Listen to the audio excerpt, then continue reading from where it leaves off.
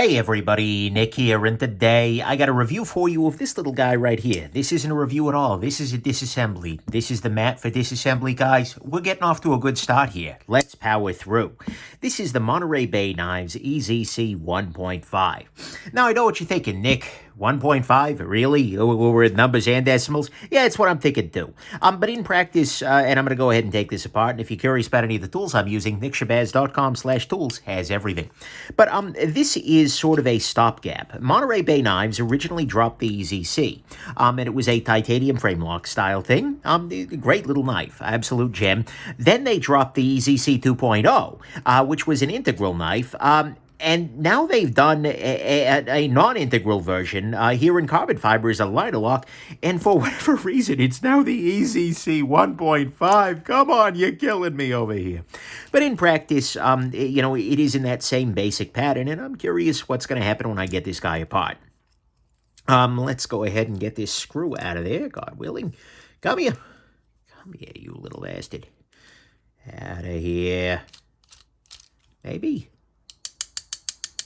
Bro, there we go. Good Lord. All right, so now let's pop this guy open, and what we see here is that we have carbon fiber, obviously, but then we do have a steel liner, which is steel a pretty good idea? Okay.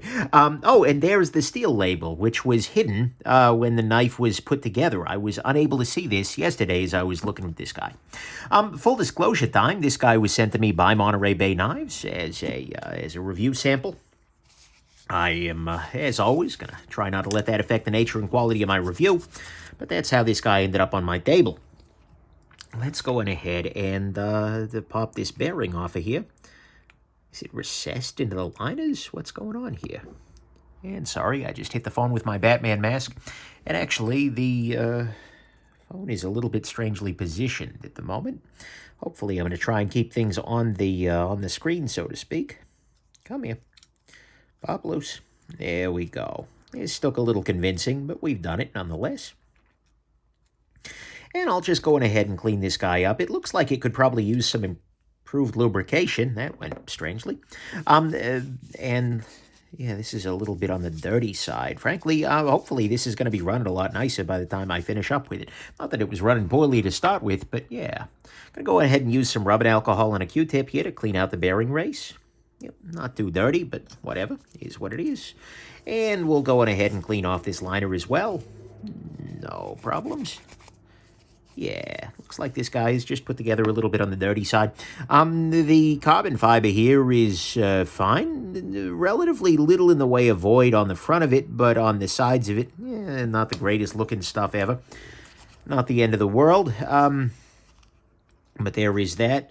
And there is a non-free spinning pivot, although it is only keyed on one side. So I need to make sure that this pivot is properly oriented when I put the knife back together. The flat part of the pivot, as we can see here, this pivot's got a flat part, needs to be facing straight backwards. So we'll keep that in mind as we're going through this. And then I'll go ahead and I'll clean up the ceramic bearings, ceramic detent ball as well. All right, clean these guys up a little bit more too. No freaking problem. All right, what do we have here? Pop that loose and pop that loose. I'm not popping anything loose. Guys, it's been a day, okay? I've been in meetings since 8 a.m. I am between meetings at the moment, as a matter of fact, all remotely, of course. And figured, you know what, I should probably do some disassembly. Burr, Batman. That's an impressive little sauce right there. If we were to turn this part of the knife white, it would be a burr blank. Okay. Anyways, let me try and zoom in and show you what I'm talking about here. What we see, right at the edge of this, the upper edge of this piece, that angle right there, what we see is a pretty substantial burr on there. This doesn't really affect anything markedly. This is what happened as they ground the lock face here, as they hit this up against the grinding wheel to get the geometry right. There is a pretty heavy burr raised here, but it is a very heavy burr. That absolutely could use a little bit of deburring, and I'm actually going to go on ahead and I'm going to hit it here with the corner of this Spydical Golden Stone here in an effort to kind of remove that. In practice, does it affect anything? It really shouldn't. I don't suspect that it will. Yeah, there we go. I have, yeah, burr is more or less cleaned off. Let me do just one more strike. Okay, back at the ranch. So now the burr is missing. It just looks like they had a little bit of a wire, almost like a wire edgy sort of thing left over there. I'm chasing that down more because I'm recessive. Wow. I am retentive and obsessive, more than I am anything else. Yeah, but that's fine. That's on there. Everything else, this part is fine. If there was a burr here, you'd feel it quite strongly closing the knife. The detent ball hole is clean. Internal stop pin seems to be clean. All right, let's throw this guy back together, and we'll take it from there. Go ahead and, how am I doing this? Okay, start off D shape, facing backwards. Good, all set. Next thing, going to use some 10-weight nano oil here. I like nano oil with bearings pretty well. We will go on ahead and do some rotation there. Just get this bearing rotated so that it is good and covered with lubrication. Put a little lube onto the pivot itself directly. And then that will allow me to, I'll put a little bit into the detent ball hole here. That way it will spread naturally all along the detent ball path there, this little guide there. Put that there. Come on, get on there. Beautiful. And then put a little bit of lubrication right over into here. Beautiful. This bearing is not going to want to spin. The bearing cage here is pretty fixed around the outside of the pivot. I think it's probably not going to be great, but I don't quite have a good sense of whether that's going to provide a whole lot of difficulty. I mean, the important thing is that the bearings themselves spin inside the cage, right? But you want them to be able to move. I don't know. It's probably not the end of the world, but we'll see. If it is, in fact, an improvement, it'll get better now that things are lubricated. Now let's go on ahead and pop everything the rest of the way back together. Got the liner is popped on there. Okay. Next step is going to be to put a little thread locker onto this guy. Use some Loctite and a stick here. And put this in place. Beautiful. Come on. Is that T10? Or is it just a weirdly sized T8? That is T10, not T8. All right. Whatever. And there we go. All right. So I am going to, as I'm tightening the last of the way here, I'm going to go on ahead and I'm going to release the lock bar. That way I know that I don't have any, because it's possible that everything won't snap fully into place with the lock bar fully tensioned. Because, well, the lock bar is pressing it up against pressing the blade up against the stop pin generally, and so you want to make sure everything's good to go there. Let's tighten this down here. Beautiful. That's free spinning. Okay, that's worth noting, but it's tooled on both sides, so whatever. I bet the top clip screw is it looks like the top clip screw is the other side of this whole affair. But okay. I did not actually manage to get any thread locker on that roll. Okay. Tighten this guy. Okay, I have over-tightened this guy. That's good to know. Let me dial it back a tad. Oh! Oh, ho, ho! Oh, that's better. Oh, that's real better. Oh, yes. Yes, yes, yes. Okay, so now that this guy has been cleaned out, oh, that's a detent right there.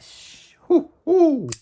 That's good. That's way good. That's way better. I am so glad I cleaned this guy out.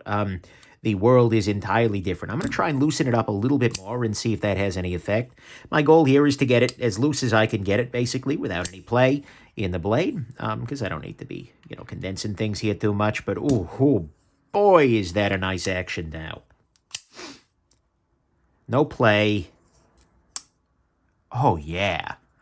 Okay, this is one of those cases that reminds me exactly why I do this. Well, exactly why people are like, oh my God, Nick, why do you take everything apart that comes across your table? A, I'm obsessive and weird. Get out of my grill.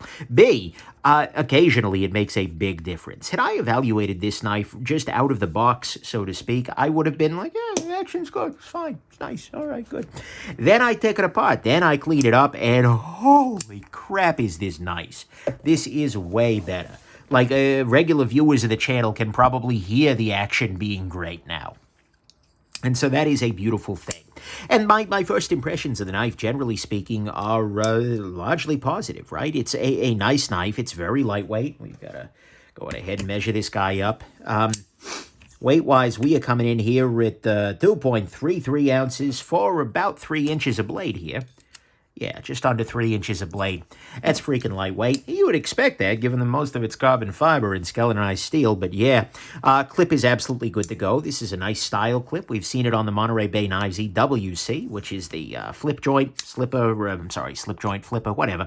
But either way, same basic idea of the knife, just one's got a flipper tab and one's got a different flipper tab. But what we see here is that there's a lot of similarity there. The EZC design is a profoundly good one, right? It's a very basic, everyday carry, folding pocket knife, and you know what? No, not a whole lot of argument with that. M390 is the price. M390 is the price. No, luckily it's not. A, because I don't know what M would stand for, right? Malaysian something or another. And B, I don't even know what currency is used in Malaysia. Holding my knowledge. Anyways, I digress.